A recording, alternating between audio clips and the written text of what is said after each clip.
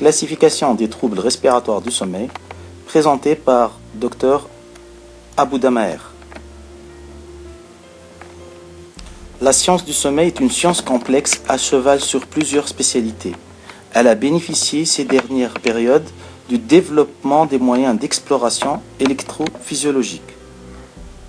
La pathologie du sommeil représente actuellement une spécialité neuve, à part entière, en pleine évolution. Il existe une multitude de sociétés savantes qui ont élaboré de façon conjointe l'ICS-D3, à savoir The International Classification of Sleep Disorder. Dans l'International Classification of Sleep Disorder, le trouble respiratoire du sommeil représente la deuxième catégorie de troubles du sommeil après l'insomnie, avant l'hypersomnie centrale, les troubles du rythme circadien, les troubles du mouvement liés au sommeil, les parasomnies et les autres troubles du sommeil. Quand on regarde l'ICSD3, les troubles respiratoires du sommeil sont nombreux et ils sont classés en 5 catégories. Ces 5 catégories sont le syndrome d'apnée obstructive du sommeil de l'adulte et de l'enfant, le syndrome d'apnée centrale du sommeil, le syndrome d'hypoventilation du sommeil, le syndrome d'hypoxie du sommeil, les symptômes isolés ou variantes de la normale, à savoir ronflement et cataplexie.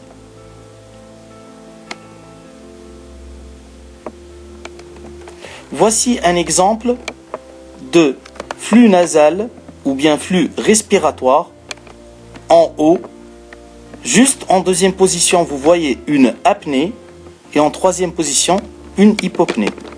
Au fait, la définition des événements respiratoires est la suivante. Tout d'abord, l'apnée. L'apnée est définie par l'interruption du débit aérien de plus de 10 secondes.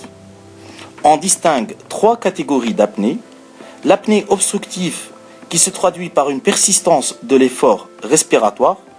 L'apnée centrale qui se traduit par une disparition de l'effort respiratoire. Et l'apnée mixte qui est à début central et à fin obstructif. L'effort respiratoire est généralement calculé à travers les sangles thoraciques et abdominales. Vous voyez ici un enregistrement polysomnographique qui montre des apnées obstructives suivies par une reprise respiratoire et un micro-éveil. Ces apnées surviennent en REM, c'est-à-dire en sommeil paradoxal, lorsqu'il y a le plus d'hypotonie. Vous voyez ici des apnées centrales. Elles se traduisent par un arrêt du flux respiratoire associé à un arrêt des mouvements thoraco-abdominaux. Il s'y associe aussi une désaturation. Elles surviennent généralement en sommeil lent. Voici un exemple d'apnée mixte. Elles sont généralement à début central et à fin obstructif. On observe un arrêt du flux respiratoire avec au départ absence de mouvements thoraco-abdominaux, puis la présence de mouvements thoraco-abdominaux. La deuxième catégorie, après les apnées, les événements respiratoires, c'est l'hypopnée.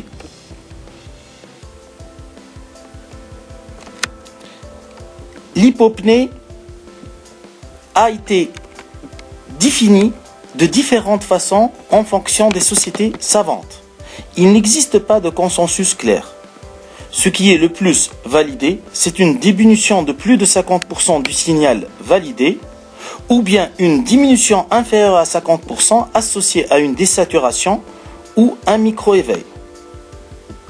Les recommandations de 2007 ont été reprises et de 2012 ont été aussi reprises et on parle plus de diminution de 30%.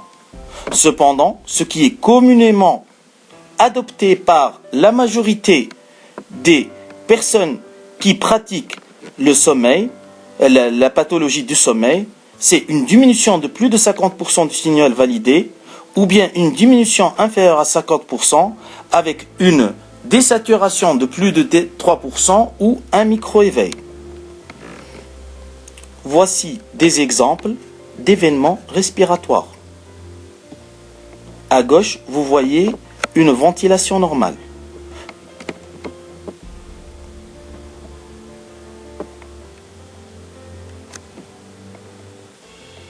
Alors, quelles sont les règles de scorage et quelles sont les règles des capteurs nécessaires pour définir une apnée et hypopnée? Les capteurs et les règles sont reprises dans une revue publiée dans le Journal of Clinical Sleep Medicine en 2007 qui a mis les critères diagnostiques et les critères des capteurs. Il faut savoir que l'effort respiratoire est généralement traduit par une variation de la pression œsophagienne. Mais la variation de pression œsophagienne est toujours difficile à faire en pratique courante. Lorsqu'elle est possible, au cours d'une apnée obstructive, la persistance de l'effort respiratoire se traduit par des dépressions au niveau des dépressions captées par le capteur de pression œsophagienne. Dans les apnées centrales, il n'existe pas de dépression intrathoracique. Les sangles thoraciques et abdominales sont les plus communément utilisées et elles montrent généralement au cours des événements respiratoires obstructifs un décalage ou une opposition de phase entre la sangle thoracique et abdominale qui généralement sont en phase lorsque la respiration elle est calme. Cependant, les études ont montré que ces sangles thoraco-abdominales surestiment le plus souvent la présence d'apnée centrale, vu que dans les études qui ont comparé pression œsophagienne avec sangle thoraco-abdominale, 37% des apnées centrales classées par les sangles sont reclassées sur les données de pression œsophagienne.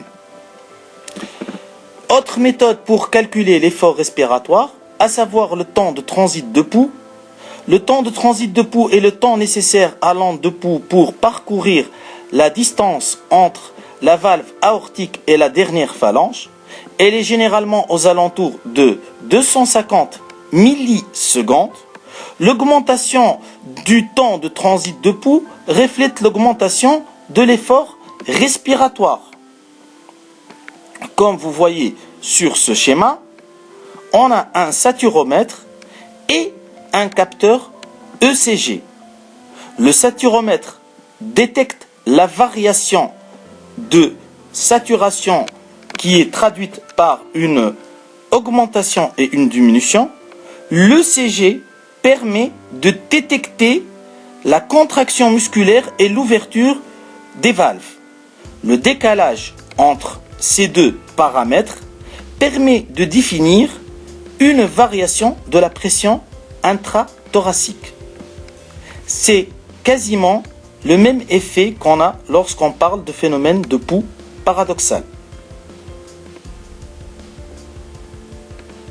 Lorsqu'on a une apnée obstructive, il existe une dépression inspiratoire qui se traduit par une augmentation du temps de transit de pouls.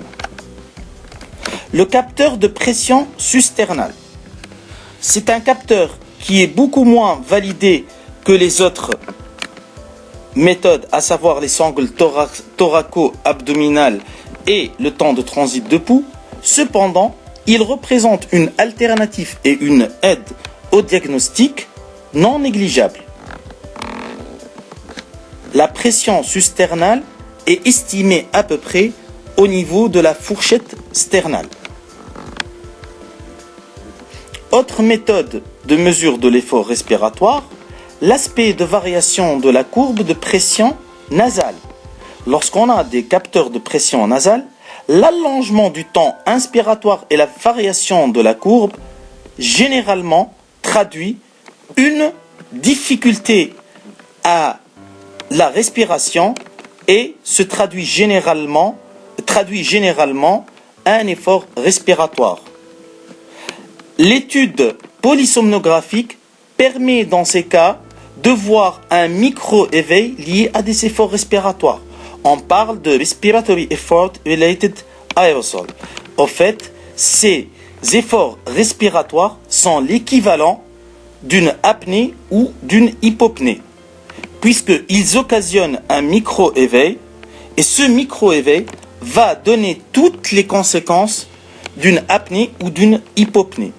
Donc, le syndrome de haute résistance, défini auparavant par un effort respiratoire occasionnant un micro-éveil, fait partie actuellement du syndrome d'apnée obstructive du sommeil, et les événements respiratoires sont scorés comme des événements respiratoires obstructifs.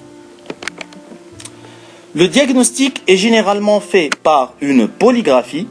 Cette polygraphie fait appel à un capteur de flux nasal, des sangles thoraco-abdominales et une saturation. Voici un exemple de respiration normale. On constate que lors du flux nasal qui permet de détecter une inspiration et une expiration, les sangles thoraco-abdominales bougent en phase. La saturation est généralement autour de 98%. Lorsqu'on a un renflement, comme c'est le cas chez ce patient,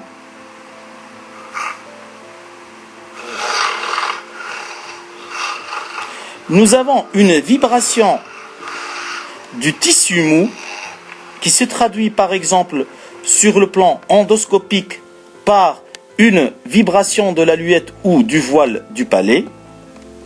Sur le plan polygraphique, ce renflement va se traduire par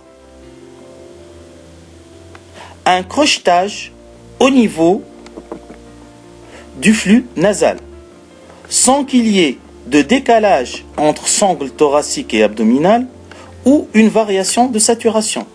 Généralement, c'est le capteur de sang qui permet de détecter ces renflements. L'apnée obstructive, quant à elle, elle va se traduire par un arrêt du flux nasobuccal pendant plus de 10 secondes, avec persistance des efforts respiratoires en opposition de phase. La reprise respiratoire se fait généralement de façon brutale et importante.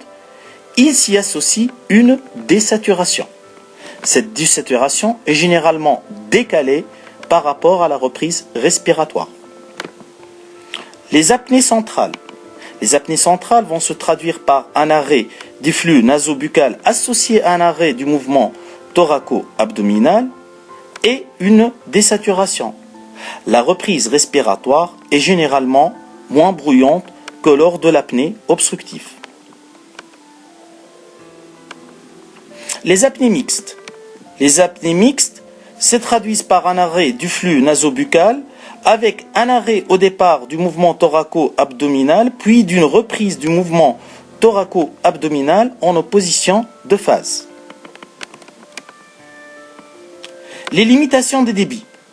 Les limitations de débit nécessitent la présence de polysomnographie, puisque même si on voit une modification de l'aspect de la courbe du flux nasal, là, ce n'est que le micro-éveil qui permet de déterminer la définition. Alors, on va commencer par définir le syndrome d'apnée obstructif du sommeil de l'adulte et de l'enfant. Le syndrome d'apnée obstructif se définit par la présence d'une somnolence diurne excessive ou deux symptômes évocateurs pouvant être un renflement sévère et quotidien, une sensation d'étouffement ou de suffocation pendant le sommeil, un sommeil non récupérateur, une fatigue diurne, une difficulté de concentration et nicturie. Il s'y associe un index d'événements respiratoires supérieur à 5. La classification de la sévérité, elle est faite par un index d'apnée-hypopnée entre 5 et 15 pour le SAS léger, 15 et 30 pour le SAS modéré, supérieur à 30 pour le SAS sévère. Cette classification a été élaborée en fonction des conséquences cardiovasculaires qui peuvent survenir en rapport avec un syndrome d'apnée du sommeil.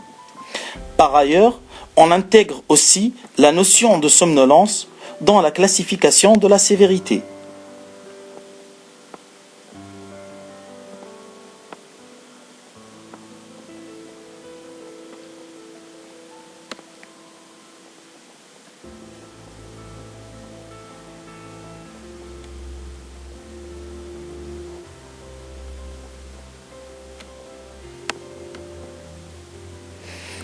Comment faire le diagnostic de syndrome d'apnée obstructive du sommeil? Au fait, il faut la présence de facteurs favorisants, la présence de signes cliniques et la présence de complications.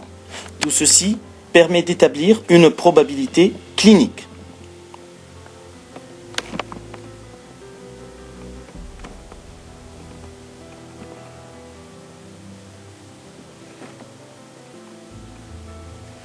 Les facteurs favorisants sont généralement des facteurs anatomiques. Il faut savoir que l'obstruction se produit au niveau de l'oropharynx. Cette obstruction est due à une diminution de la lumière à cause de la diminution des diamètres des voies aériennes et ainsi que la présence d'un diamètre important de tissu mou, en particulier chez les sujets obèses. La diminution du diamètre des voies aériennes peut être due à des facteurs anatomiques tels que le rétrognatisme, l'overjet, un voile du palais béant, une macroglossie. Ces facteurs peuvent être recherchés cliniquement chez les patients porteurs d'un syndrome d'apnée de sommeil et chez les réanimateurs, on calcule généralement le score de Mallampati qui lui aussi traduit une diminution des voies aériennes. Les muscles des voies aériennes supérieures sont des muscles nécessaires à la déglutition, la phonation et la respiration. L'atteinte de ces muscles lors d'une inflammation ou de modification du métabolisme et du contrôle neuromusculaire, par exemple lors d'une rhinite ou un phénomène allergique, une prise d'alcool ou de benzodiazépine, peut occasionner une neuropathie pharyngée qui serait à l'origine d'une diminution de la force musculaire ainsi d'une diminution du tonus musculaire et de la charpente pharyngée, ce qui va occasionner une apnée ou une hypopnée. À part les facteurs favorisants, nous recherchons des signes cliniques. Il faut savoir que dans le syndrome d'apnée de sommeil, les deux signes majeurs sont la somnolence diurne et le ronflement. Les signes mineurs sont la nicturie, la céphalée matinale, la fatigue, les troubles cognitifs, les troubles de l'humeur, l'impuissance et la sécheresse de la bouche. Tous ces symptômes doivent être recherchés lors d'un syndrome d'apnée de sommeil, bien qu'ils ne soient pas toujours présents. Une fois les signes cliniques et les facteurs favorisants recherchés, la présence de complications est aussi à rechercher, puisque l'apnée va occasionner une variation de la pression intratoracique, une variation de la pression d'oxygène et de CO2, ainsi qu'une reprise ventilatoire due à une réaction d'éveil. Tout ceci va occasionner une activation du système sympathique, un stress oxydatif, une altération de la qualité du sommeil. Ainsi, on aura un bon nombre de conséquences neurocognitives, cardiovasculaires, métaboliques inhérentes au syndrome d'apnée obstructive du sommeil. Le clinicien peut s'aider aussi lors de l'établissement de la probabilité clinique par des questionnaires. Nous citons le questionnaire d'Epworth, le Stop Band et le score de Berlin. Le score d'Epworth n'est pas un score qui est spécifique au syndrome d'apnée de sommeil, puisque c'est un score qui permet de calculer la somnolence. En fait, le score d'Epworth est une échelle de somnolence. Au fait, on pose aux questions, vous arrive-t-il de somnoler ou de vous endormir et non de vous sentir seulement fatigué dans les situations suivantes? Au cours des derniers mois, on pose un bon nombre de questions au patient et puis le patient a le choix de répondre entre 4 propositions. La première ne somnolerait jamais, la deuxième faible chance de s'endormir, la troisième chance moyenne de s'endormir et la quatrième forte chance de s'endormir. En fonction de la réponse, on lui attribuera une note allant de 0 à 3. Donc pour chaque question, qui est la suivante, assis en train de lire, en train de regarder la télévision, assis inactif dans un endroit public, passager dans une voiture roulant sans arrêt pendant 1 heure, allongé dans l'après-midi pour se reposer quand les circonstances le permettent, assis en train de parler avec quelqu'un, assis calmement après un repas sans alcool, dans une auto immobilisé quelques minutes dans un encombrement, vous arrive-t-il de vous endormir? Le patient va répondre en fonction de ses perceptions et il sera scoré entre 0 et 3. En fin de compte, nous allons obtenir des scores pouvant aller de 0 à 24. Ce score a été validé depuis les années 90 sur une population faite de 30 sujets sains et de 150 patients porteurs d'une maladie du sommeil. À part l'Epworth, on peut citer le score de STOP. BANT. STOP, au fait, S pour snoring ou ronflement, T, tiredness ou fatigue, O, observed ou apnée observée, P pour pressure, et B pour BMI, H pour âge, et NEC pour le périmètre du cou, et G pour gender. Lorsqu'on compare ces différents scores comme ça a été fait dans une publication dans le BMJ sur 129 patients âgés de plus de 16 ans ayant une suspicion de SAOS, on constate que ces différents questionnaires ont des sensibilités et des spécificités différentes. À titre d'exemple, le Stop and Bang, lorsque on l'utilise avec une positivité supérieure à 3 critères sur 8, nous obtenons une sensibilité à plus de 95%.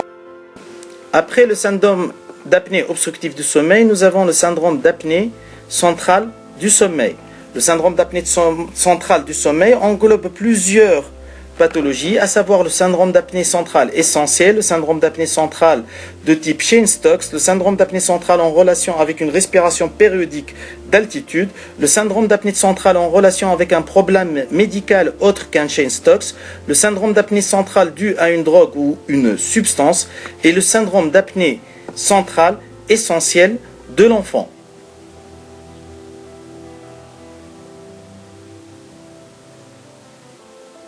Voici un exemple de syndrome d'une apnée centrale, comme on l'a vu tout à l'heure. Au fait, il y a un arrêt du flux nasobuccal associé à un arrêt des mouvements thoraco-abdominaux et une désaturation. Il survient généralement en sommeil lent, profond et non pas en sommeil paradoxal, comme c'est le cas dans les syndromes d'apnée obstructif. Exemple, la respiration périodique d'altitude, elle survient généralement au cours d'une ascension récente au-delà de 3000 à 4000 mètres. C'est une adaptation normale à l'altitude pouvant s'accompagner d'éveils fréquents et de sensations de fatigue. Le stimulus de départ est une hypoxie. Cette hypoxie va engendrer une hyperventilation. Cette hyperventilation aura pour conséquence une hypocapnie. L'hypocapnie va engendrer à elle seule une hypopnée ou une apnée, ce qui va engendrer une hypoxie et le cercle vicieux va s'établir qui occasionnera en fin de compte des passages en hyperventilation avec une perturbation majeure de la structure du sommeil. En général, ces patients ont besoin d'un temps d'adaptation pour pouvoir rompre ce cercle vicieux entre hypoxie et hypocapnie. Voici un exemple d'une apnée centrale qui va occasionner une reprise ventilatoire progressive et on voit en haut des passages en désaturation avec une hyperventilation importante. Le syndrome d'apnée de sommeil central idiopathique, il est très rare, il survient au sommeil léger, il est peu ou pas désaturant. Le diagnostic se fait par élimination et l'hypocapnie à l'éveil est généralement retrouvée au gaz du sang.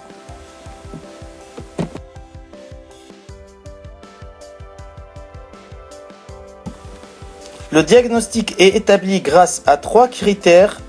Le critère A, c'est la présence d'au moins d'un des symptômes suivants, à savoir une somnolence diurne excessive ou multiples réveils nocturnes ou insomnie.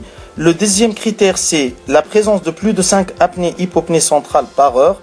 Et le troisième critère C, c'est l'absence d'autres conditions, à savoir une pathologie ou une prise médicamenteuse pouvant expliquer ce phénomène. Le syndrome de Cheyne-Stokes ou Cheyne-Stokes breathing, John Cheyne a d'abord décrit en 1818 puis William Stokes en 1834 un type de respiration périodique chez des patients au stade terminal. Au fait, il s'agit de survenues récurrentes d'apnée et d'hypopnée alternant avec des passages d'hyperpnée au cours desquels le volume courant augmente et diminue graduellement suivant un pattern crescendo-décrescendo. Le syndrome de Cheyne-Stokes, il associe une somnolence diurne excessive, des éveils nocturnes fréquents, la plainte d'insomnie ou d'éveil avec étouffement, mais ces phénomènes ne sont pas nécessaires au diagnostic. Ce trouble survient en même temps qu'un trouble médical sévère, en particulier une insuffisance cardiaque ou un accident vasculaire cérébral ou une insuffisance rénale. Les critères de diagnostic sont critère A, type cyclique consécutif de respiration crescendo-décrescendo avec un au moins des critères suivants, un index d'apnée-hypopnée centrale supérieur à 5 par heure, une fluctuation crescendo-décrescendo observée sur plus de 10 minutes. Le deuxième critère C, ce trouble survient en même temps qu'un trouble médical sévère, à savoir une insuffisance cardiaque ou un accident vasculaire cérébral ou une insuffisance rénale. Et le troisième critère, c'est l'absence d'autres conditions. Voici l'aspect d'une respiration périodique crescendo-décrescendo. Comme vous voyez, le pattern crescendo-décrescendo, c'est ce phénomène qu'on voit d'aspect moliniforme.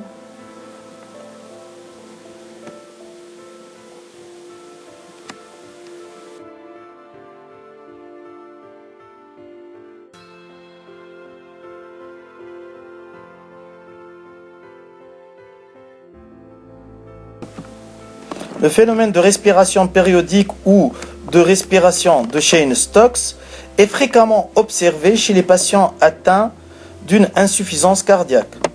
Au fait, 40 à 60% des patients ayant une fraction d'éjection ventriculaire gauche inférieure à 35% ont une respiration périodique pendant le sommeil.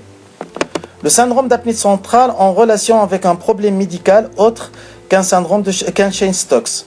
Il s'agit des atteintes de la commande ventilatoire allant des tumeurs, des pathologies dégénératives et des encéphalites. L'atteinte du tronc cérébral, au fait, représente une atteinte fréquente occasionnant une respiration avec des apnées centrales. Par exemple, on cite les accidents vasculaires du tronc cérébral, les tumeurs, les pathologies dégénératives, le syndrome d'Arnold-Chiari et les encéphalites.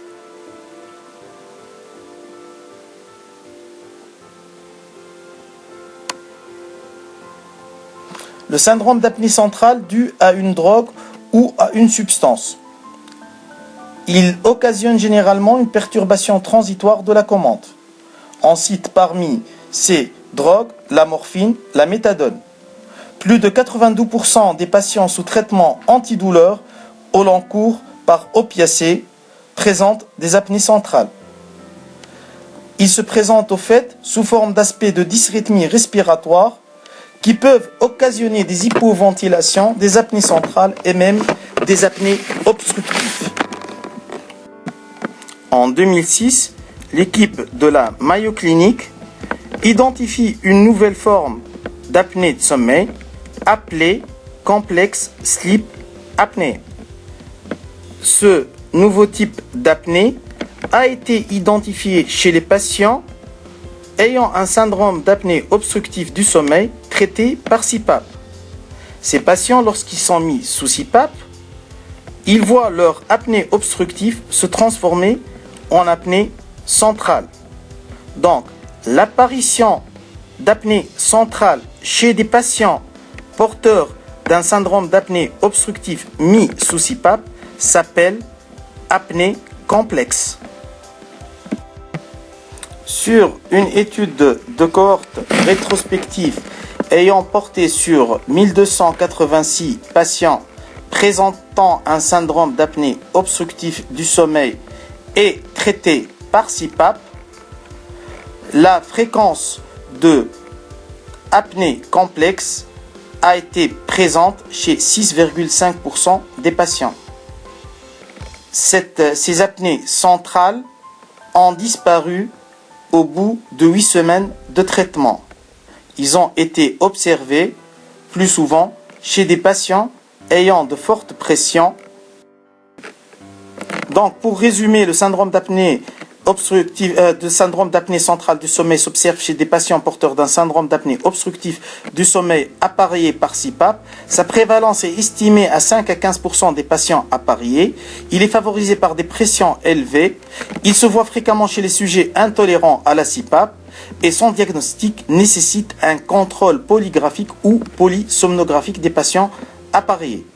Après le trouble central et le trouble obstructif, il existe le syndrome d'hypoventilation du sommeil et le syndrome d'hypoxie du sommeil. Parmi les syndromes d'hypoventilation, le plus connu, on cite le syndrome d'hypoventilation alvéolaire centrale congénitale ou communément appelé syndrome d'Andine. Les critères diagnostiques sont au fait une hypoventilation alvéolaire plus sévère pendant le sommeil qu'à l'éveil, plus sévère en sommeil calme chez l'enfant, c'est-à-dire c'est l'équivalent du sommeil lent chez l'adulte, qu'en sommeil agité, c'est-à-dire l'équivalent du sommeil paradoxal chez l'adulte.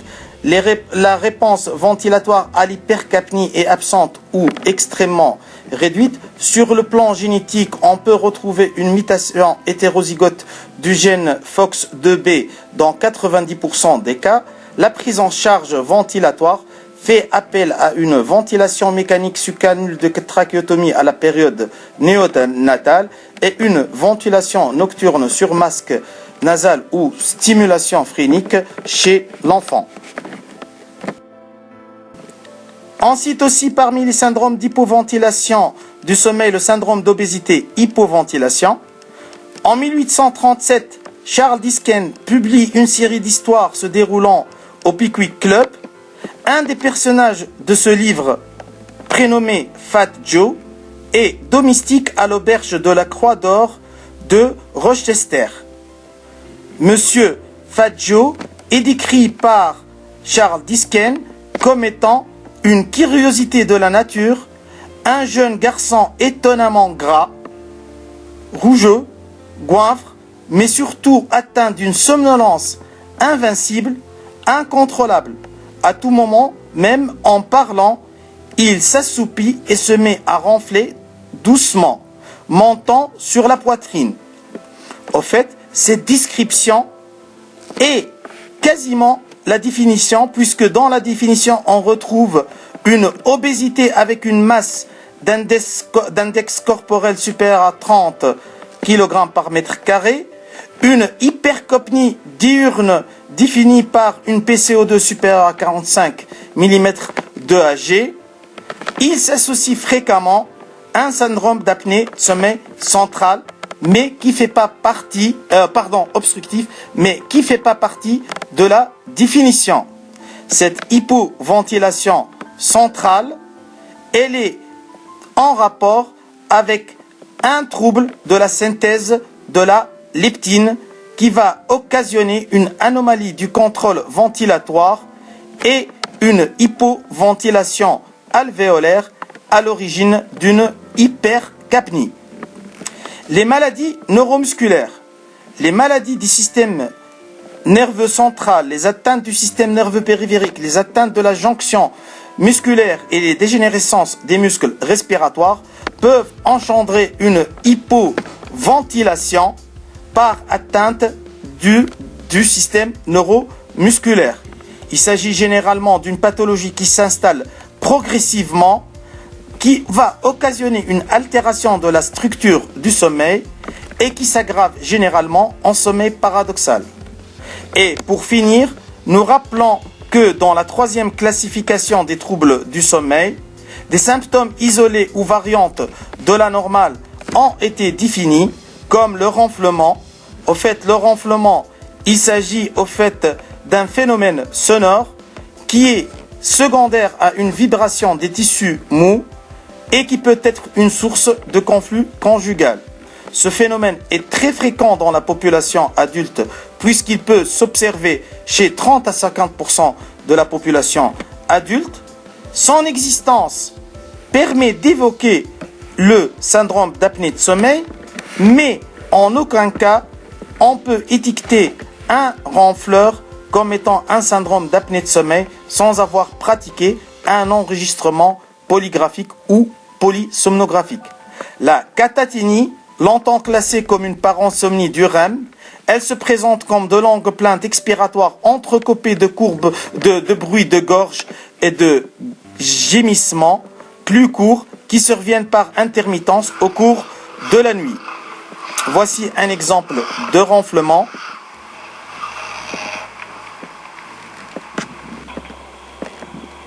Voici un exemple d'apnée obstructive. Vous voyez le patient qui essaie de lutter contre l'apnée. Et puis il y a une reprise respiratoire bruyante avec un micro-éveil.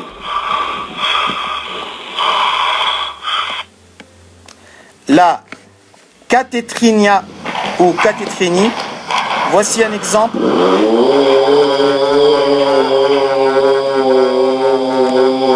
Ce bruit expiratoire est appelé catétrinia. En conclusion, la classification des troubles du sommeil est en évolution continue. Elle aide le clinicien à la prise en charge des troubles respiratoires du sommeil. La polysomnographie et les gaz du sang sont nécessaires et suffisants pour classer les troubles respiratoires du sommeil.